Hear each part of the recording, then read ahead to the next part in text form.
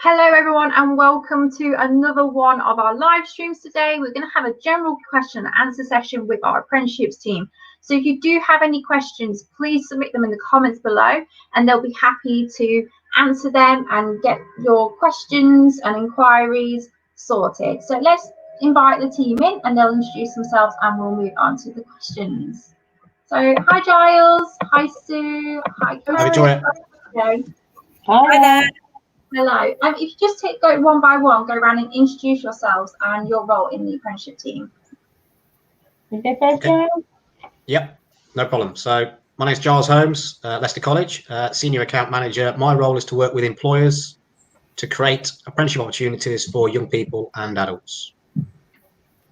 Hi, my name is Sue Wright. I'm the Apprenticeship Commercial Manager for the service sector and also all the business links.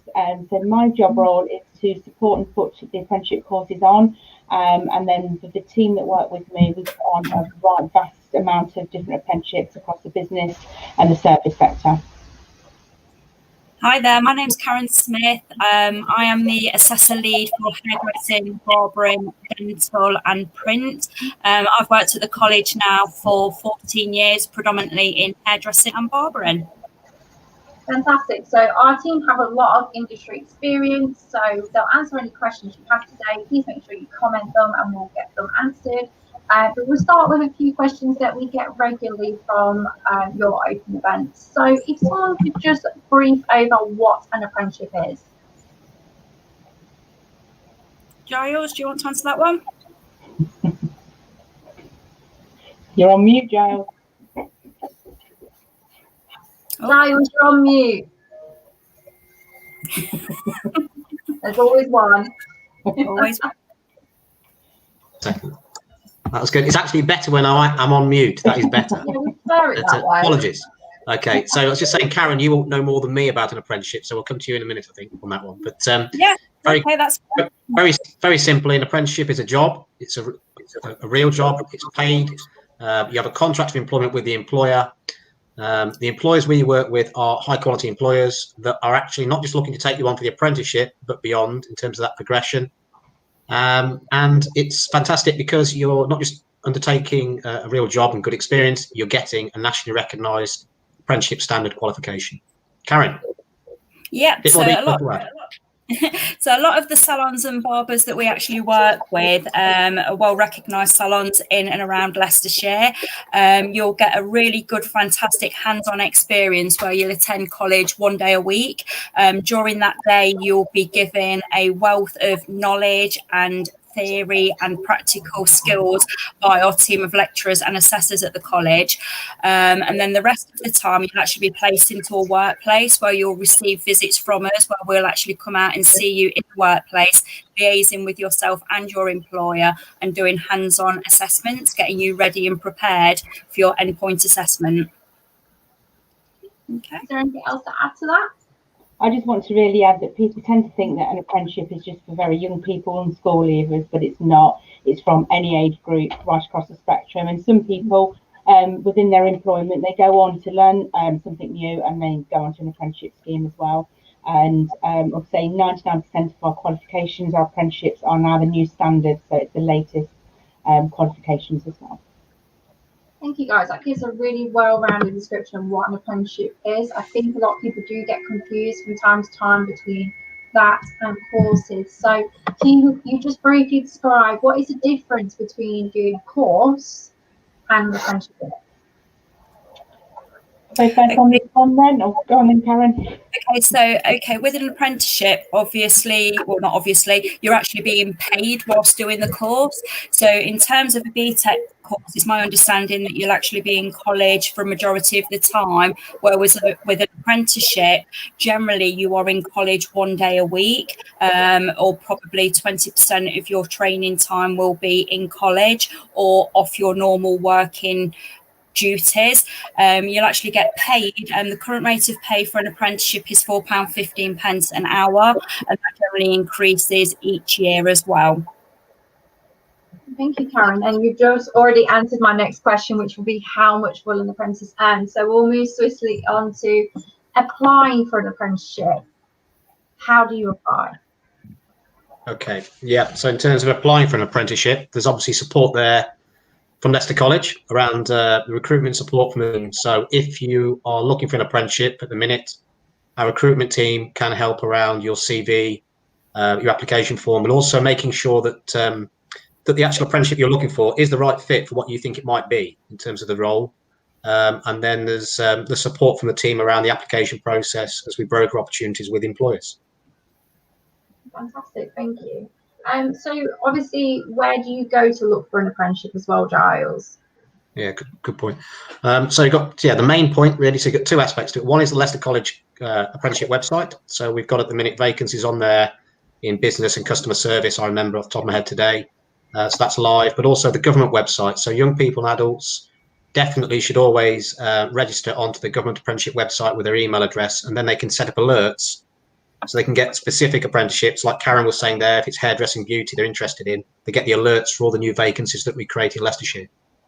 That's fantastic, Giles. Yeah, so please do keep an eye on that website page because they do pop up all over the place, don't they, Giles? Especially it depends on what's demand at the time. Absolutely. Yeah, sorry, Karen. Sorry, I was going to say, I think it's also being proactive as well. So if you kind of know what career you want, it's also being proactive, getting your CV and going out to industries and handing out your CV and actually approaching employers yourself. That's a really good point. And then we can have that dialogue, with the employer. I think that's a really good point as well, Karen. There's numerous times where I've walked through this town centre and in the windows of like hairdressing firms and everything, they said apprentice wanted. So it's always worth being that proactive person and showing the passion as well. I think that gets you halfway in the door. So yeah, I completely agree with that one. People might not be as old school. So if you're not as old school, the government website or the Leicester College website too. So I think people are confused that apprenticeships are more for the younger generation. If you are an adult, can you still apply for an apprenticeship? Yes, absolutely. We've got lots of courses that adults go on, and sometimes people have already progressed through their career. For example, in our business sector, we've got courses ILM level 5 for management, for team leaders. There's business admin as well. So you find that sometimes school leavers, they go in, they start a career and they want to progress within that, and then there is the standards there to do that. And sort of how many adults have you dealt with through the apprenticeship team? Is it quite 50-50, or are these people the ones that are looking for a career change, or they just want to do something completely different to what they usually did? I would say, wouldn't you, Giles, that in the different sectors, so like the management ones tend to be older people because they've got to that level within their career. Yet some of these sort of construction ones, maybe, some of them are straight from, maybe progressed from college or from school onto the sites. And very often the hairdressing and barbering ones tend to be quite young, whereas we have some dental apprenticeships where people have gone in just on reception and they've decided, oh, maybe I want to be a dental nurse. And again, that can be a mix as well. So I would say probably not quite 50-50, but I think adults are joining up there now. Mm-hmm. That's wonderful. So they're definitely not alone in it. There is quite a few who do come through it. I think one of the more important things we do need to cover today is what areas do you look for apprenticeships in? Shall I go first on to this? Yeah. Okay. So on the business side of things, we've got the management and leadership qualifications, team leading, business admin, customer service specialist. Karen, do you want to speak a bit more about yours as well? Yes. So my area, we offer ladies hairdressing level 2 and level 3, barbering level 2 and level 3, dental nursing level 3 and level 4, print technician level 3. I think that's my areas. Yeah. We've also got network engineering, which is quite new and up and coming, IT infrastructure. We've got the associate project manager, which is quite it's quite popular at the moment as well, isn't it, Giles? I've had a lot of interest for that. Yeah, and also you're absolutely right. And then the construction engineering, there's a whole range of the different trades and technical and construction apprenticeships. And then one to add, the team's always looking to see, actually, is there something we should be delivering that employers want in Leicester and Leicestershire that we're not? So just to put a couple in there that are coming soon, one we want to get back off the ground is care, adult care in particular, adult care to support in Leicester and Leicestershire. And another one, which is quite exciting, and this is in demand to for young people in particular, we're hoping from January we'll have some real opportunities here with quite an exciting opportunity, is wall and floor tiling apprenticeships. And there's companies really looking for young people and adults in those roles. So that's one definitely to watch in the near future. I can second that, Giles. I'm having a new floor fitted right now, and even they've said there is such a demand right now for floor and carpet fitters. So completely agree with you on that one. Is there particular popularity with certain apprenticeships more than other, and does it change from year to year? I've noticed a trend with barbering apprenticeships. We tend to have a current trend where we have an influx every 2 years with barbers. Hairdressing students, it's just a consistent kind of flow throughout, and that is the same with dental as well. That's kind of a nice consistent flow of students. Also, can I add in the other one that we're going to promote moving forward is we're going to go back out and start engaging with the childcare. So it's childcare practitioner as well, which I think there's going to be quite a big demand for that as well. Yeah, I think Sue mentioned it a minute ago, and it's a really good point around the one that really comes up for existing staff more than ever, especially with the pressures now, and whether it's in the public sector, in health settings, is the ILM diplomas, level 3 team leader, and the ILM level 5 operations management, the project management ones, because people they've got finite resources. They want their managers to be equipped with the best skills so they can be the best team leaders, managers they can be under very difficult circumstances. That's been a really popular one. I think definitely with adults, it's harder for you to leave a job to go to university to gain the qualifications, but whereas you do apprenticeship with your employer, you're earning and learning at the same time and you have that security. So I can completely understand why that one is quite popular right now. And I think obviously we need to move forward. You've just introduced a few new apprenticeships that we're going to start promoting in the next couple of months, but will you be broadening your apprenticeship offer into other areas such as the arts and sports?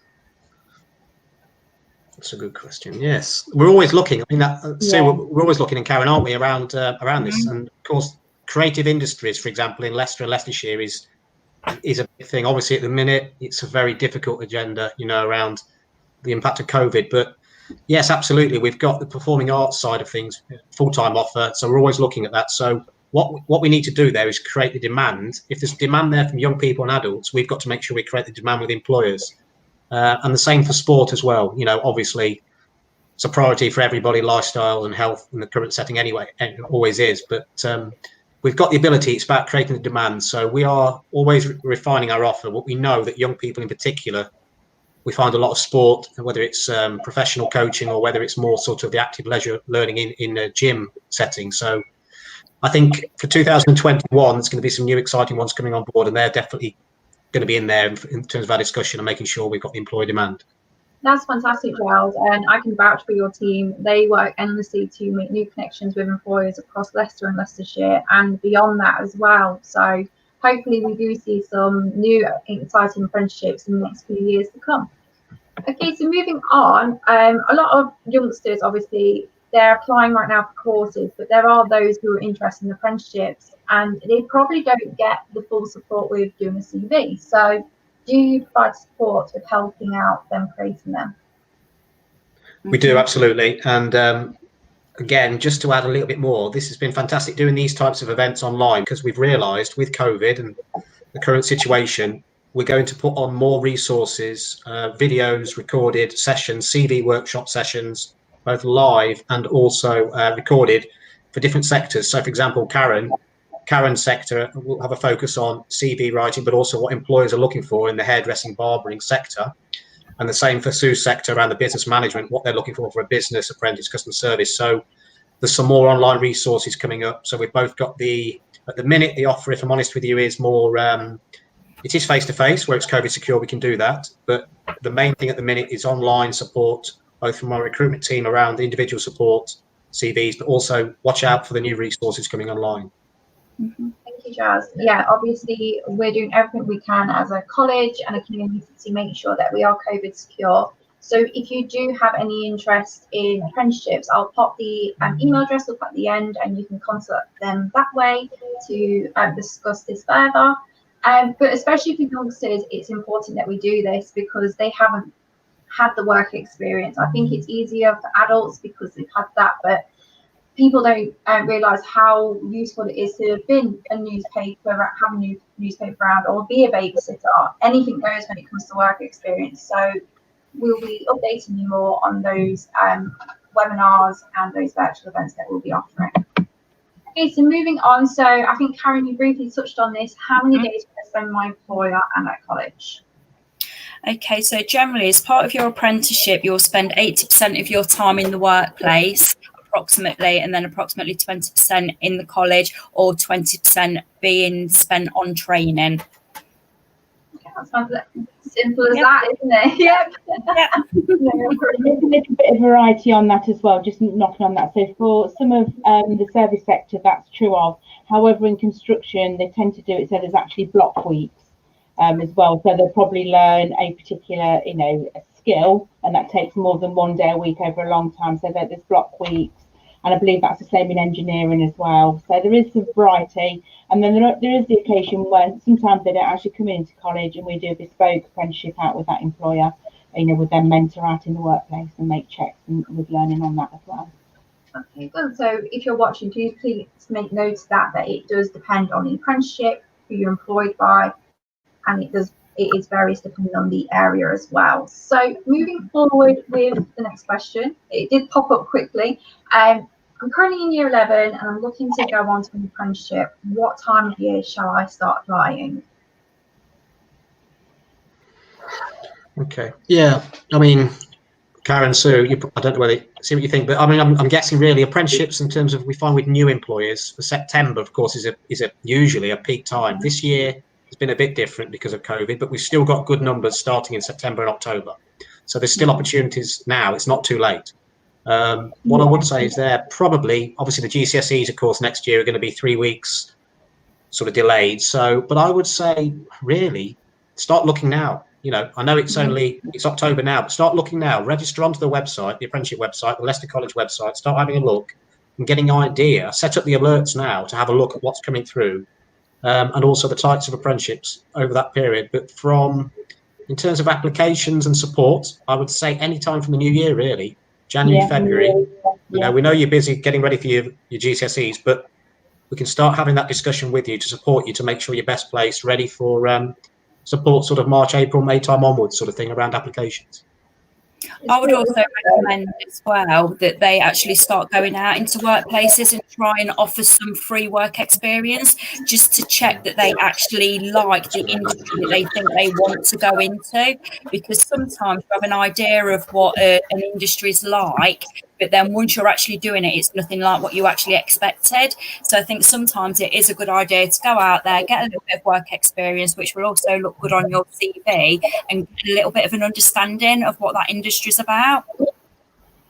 Yeah, and also if anyone, if anyone gets an offer maybe from a Saturday job or some part-time work, an employer says to them, I'd really like you to be an apprentice, again, they could let us know. And then what we do, we've got like a keep warm, so we keep in contact with those people that want to become an apprentice, with updates, what's happening, and then at the appropriate time, then we can get straight on with their enrolment. That's a good point, sir. We've got to make sure, of course, that if you do come with us and say, I think we found an employer, it's our job to make sure that employer is 100% committed to the apprenticeship, to the commitment that means to you as the apprentice, and that the job role, as Karen said, is going to link with the apprenticeship standards so we can get you through the programme and achieve, and also, of course, at the end of it, hopefully progress with the business. Yeah. Fantastic, guys. So just a quick one on for that. Say there's a person who has a family friend who works in the industry. Can they do an apprenticeship with them? Yeah, of course. Yeah, if it's the right, they've got the right job, the specifics in the job to fit and what skills they all need, then that's absolutely fine. And I think that's why it's important that we would go out with speed, or maybe not go out, but with the COVID situation, but we'd make contact with the employer and make sure that they have a thorough understanding of what the apprenticeship contains. And the apprentice is very aware of what skills and knowledge and behaviours they'll need to learn. But yeah, that's absolutely fine. Contact us and we can, the specialist in that area will make sure that everybody has an understanding of it. Fantastic. Okay, so if we move forward with the apprenticeship and applying, are they guaranteed that apprenticeship? Okay, I'm wondering if that question is from somebody who's applied on our website, probably, Victoria. Is that what that'll probably be in the past as an application to do an apprenticeship? Okay. Yeah, so no, and I think we're actually changing the wording on that to expression of interest now, because it has been a bit misleading. So if they apply, they're registering an expression of interest in an apprenticeship on the website. And then, as Sue said, then our team contact them, the recruitment team, to then have the discussion with them about what they're looking for, the types of skills they've got, their experience, knowledge, and then to match into an apprenticeship application. And of course, then once the vacancy is live, that is a real application they're applying for. If they apply and get to an interview, fantastic, and get the apprenticeship, fantastic. If they don't, and they're unsuccessful either at the SIFT stage or application stage, that happens a lot, obviously, because there's a lot of people going for the same opportunity, and it could be one apprenticeship. The support is there then from our team to support them, whether it's CVs, interview techniques, whatever it might be, to then look at other opportunities, apprenticeships we've got. So I think you just mentioned an important point there, Giles. Interviews. I think people do think if they apply, it's like applying for a course, you're guaranteed entry. But no, there are a lot of interviews for a lot of apprenticeships. Is that right?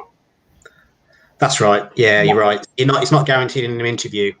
It's expression of interest. We need to get that right, and then support them to hopefully get to that interview stage. But obviously, a lot of people it's the first time they've been for an interview, so we've got to give them a lot of support and training and support before perhaps they do actually apply for that vacancy. So. But we've all done it probably here. We've all been for interviews, and they're the most scary things in the world, aren't they? And when you're unsuccessful, you take it personally, but actually you shouldn't sometimes. So it's about getting up again and going again. But our team will support around that as well. Okay. Yeah, that feeling does it, being nervous for an interview and wondering how it went afterwards. It doesn't matter how old you are or if it's your 100th interview. That feeling is still there. Can I also add that the recruitment team are really good at also, for people that maybe have been unsuccessful on a particular apprenticeship, building up a pool of students. We get to know these people pre-apprenticeship, and very often we have a recruitment team that will link when an opportunity comes off, because they've interviewed them, they've worked with them, they get to know the employer, and sometimes there's that matching service as well, which I think has been quite successful in the past. Thank you, guys. And one of the questions we do get, these are quite, I would say, a new thing that people are getting to know, is do you offer degree or higher apprenticeships? Yes, we do. I'm going to start to talk about the business ones again, and the associate project managers, they're level 5s, level 4s. I just want to say, with personal sort of experience of my nephew, he came along here and he did a build environment, and he's progressed through his company, so he got to a level 5 and has now gone on to top it up at university. So I think a good point from his experience is he's not built up a lot of student loans as well. He's earned as he's learned, and it might have taken probably a year, 18 months longer, but again, he's gone right the way through to a degree level. That's really good, that is, and it's good to share personal experiences as well. And I think there's a value in it as well, where he's gone out to earn whilst learning at the same time. Whereas lots of people who go from either BTEC to A levels to university, they tend to come out of university with no work experience at all. So yeah, if you are considering a degree or higher apprenticeship, please do consider those, and we offer them at our best college. And I think aside from the higher degree apprenticeships, what are the progression routes after completing the apprenticeship? Okay. Yeah, I mean, it depends on the job role, the type of job role you're at. If it's maybe I don't know, it could be an engineering type role. You maybe start with a level 2 or a level 3. Then there's the progression into more specialist, sort of level 5, as Sue said, level 6, even degree level apprenticeships. But business admin is a classic, where a lot of young people and adults go into a business administration apprenticeship, which is a fantastic grounding to then go into team leading, project management, IT, accounts. So there's a whole range of different spin-offs from that and higher level apprenticeships. So I was thinking in terms of hairdressing and barbering, Karen, of course, it's quite specialised, isn't it? You've got to get that level to be able to. I mean, obviously they all start off at level 2 and then progress to level 3, and then from that they sometimes they still then go on and do team leading courses, management courses, because then they can progress their way through the salon to a point where there's a salon coordinator, a salon manager, and there is various different routes within the hairdressing and barbering. Can I I think people forget that as well, don't they? They forget that you're not just a hairdresser. You can go on to manage your own salon and become a business development in that area as well. I'm sorry, Sue, would you like to follow up? No, okay. I just wanted to pick up on a point that Giles made about the business admin, because there's a huge amount of transferable skills that come from that, with the communication, the teamwork and things like that. So you very often find some really good grounding, and then people tend to fall into the different levels and the different ways they want to go. So I do agree business admin is a really good baseline. It's not baseline, but it's good to start off with. There's so many progression options out there, whether it's a degree or apprenticeship or doing a course. It doesn't matter what stage you are in your life. I think we're a society of very non-traditional roots now. So anything goes. So guys, I'm going to wrap that up for today. Do you have anything to add in the meantime? Nope, it's been good. Are you all good? Okay, no worries. So if you are interested in apprenticeships and you do want to contact our team, please contact them at apprenticeships@leicestercollege.ac.uk. If you want to go straight ahead to the website, it's leicestercollege.ac.uk/apprenticeships. Or if you're looking for current opportunities on the government website, and as Giles said, it's really important to register your interest. Please do go on there. Thank you guys so much for joining us today. This has been really informative, and fingers crossed, guys, we've answered all your questions. If we haven't, please pop them in the comment section below and we'll get back to you as soon as possible. Thank you. Thank you. Thank you.